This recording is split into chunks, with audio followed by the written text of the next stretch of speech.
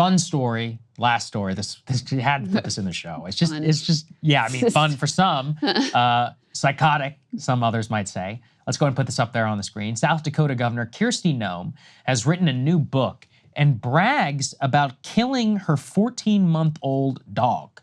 And I'm not exaggerating here at all. I'm going to read you directly from what she said. She said, Cricket was a wire hair pointer about 14 months old. It was a female dog that, quote, had an aggressive personality who she was trying to train as a hunting dog. She took Cricket on a pheasant hunt with older dogs. Noem says she had hoped to calm the young dog down and teach her how to behave. Unfortunately, Cricket ruined the hunt, going out of her mind with excitement, chasing all those birds and having the time of her life, aka what dogs do. Noem then describes calling Cricket using an electric collar to attempt to bring her under control. She says that nothing worked. On the way home after the hunt, she stopped to talk to a local family. The dog escaped and attacked the family's chickens. She said she was simply untrainable, like a trained assassin.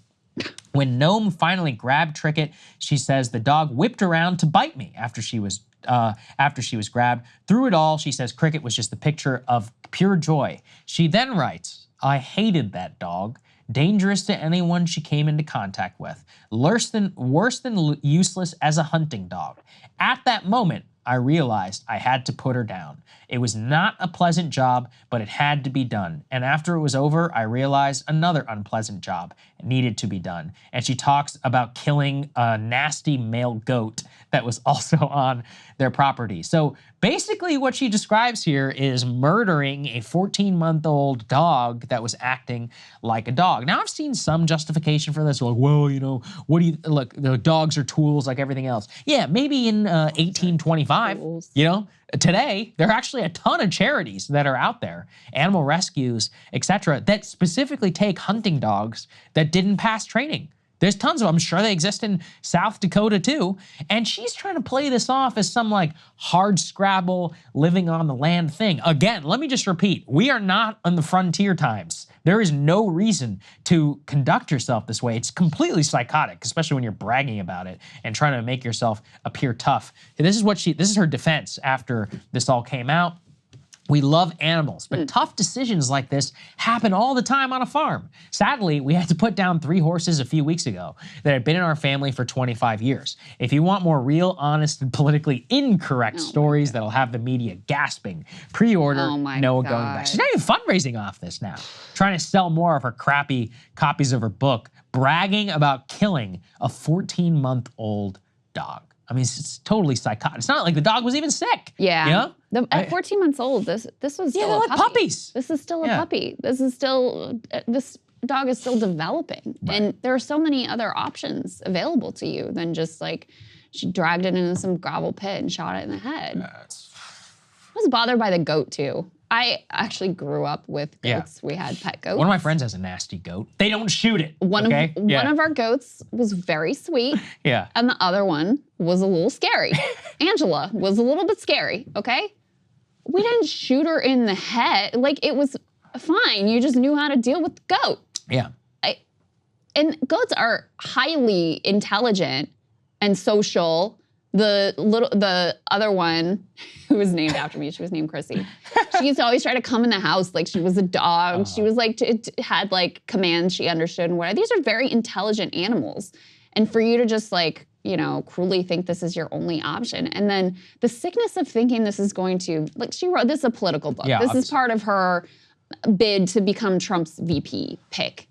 That you think this is gonna make people think better of you? Like, how little do you think of Republican voters or the American people in general that you think murdering a puppy is gonna make them feel, oh, she's tough and she makes the tough choices, etc.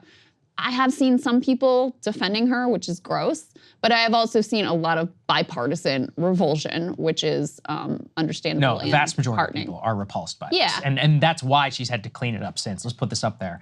Her latest statement is, I understand why people are upset about a 20-year-old story of Cricket, which you put in your book, by the way. Nobody else brought this up. Yeah. The book is filled with honest stories of my life, good and bad days, challenging, painful decisions.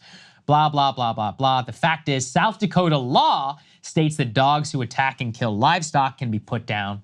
Given that Cricket had shown aggressive behavior toward people by biting them, I decided what I did. Now, keep in mind, we're only taking this lady's word for it. We have no idea if any of this even happened or not. What she's talking about is if somebody's dog goes and kills somebody else's chickens or property, and then even then, there's a whole animal, process that goes through whenever you decide to put a dog down. It's one of the most, extraordinary things you could do whenever it comes to, for animals, like getting the state to order that a dog be put down after a variety of incidents. Various states have different laws. But she says, whether running the ranch or in politics, I have never passed on my responsibilities to anyone else to handle, even if it's hard and painful. I follow the law. I was being a responsible parent, dog owner, and neighbor. So I'll just reiterate, the original justification is very clear. She's like, I hated the dog, and it didn't do what I wanted it to do.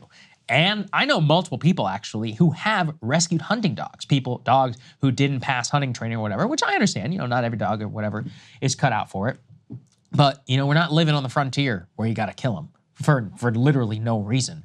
And she's bragging about it as if it somehow makes her, big and strong. Putting down a horse that's been horrifically injured, that's one thing. That's sad. And, even then, there's conversations or whatever. But here, there's no justification on it whatsoever. It's just, I murdered this dog, and that makes me big and strong, and that's why you should buy my book and give me $20. Unbelievable. Yeah, crazy. Yeah. And it's apparently she's kind of fallen in the Trump VP esteem anyway. Well, I would hope so. We'll see. But I mean, I had seen reporting previously that any governor of a state that has like extreme abortion laws like South Dakota does, heartbeat laws like South Dakota does, I didn't think about that, had fallen in Trump's consideration. So she may have been off the table already. Also, Trump apparently hates dogs, so I don't know if he would have a problem with this story in particular.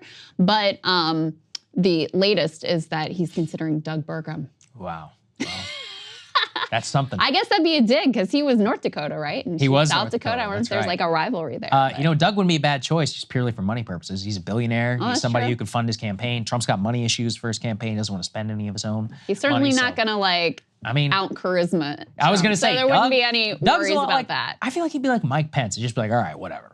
Do whatever you want. Yeah, I don't really buy it though. I guess at this point I'm thinking maybe Tim Scott might be the. Yeah, I've said this before. I think all three of these people have an equal chance. I think if it was going to be a woman, I still think it's going to be Elise because Elise has got no abortion baggage. She's got this whole Harvard thing going for her right now. Because she's the one who started that whole like moral panic about the Ivy League universities. Yeah. Trump loves her because she served as one of his spokespeople for his defense in the impeachment. She's very combative on social media. She's a total loyalist. And she's socially liberal. Like, in the past, she'd been attacked by the right wing for being more socially liberal. Like, she voted for the Equality Act in, 2019. So this is somebody who's very much more like Trumpist. That's if he wants a woman. If he wants a black person, just for media purposes, affirmative action candidate, it would be Tim Scott. If he's feeling really safe and he wants an ideological ally, I think he's going to pick J.D. Vance. All three of those things all depend on the polling whenever it comes right up to the convention. I think it's basically an equal shot for all three of those, but we'll see. I know which one I prefer, but we'll see. Hey guys, if you like that video, go to breakingpoints.com, become a premium subscriber, and help us build the best independent media organization on the planet. That's right. We're subscriber funded. We're building something new. We want to replace these failing mainstream media organizations. So again, to subscribe, it's breakingpoints.com.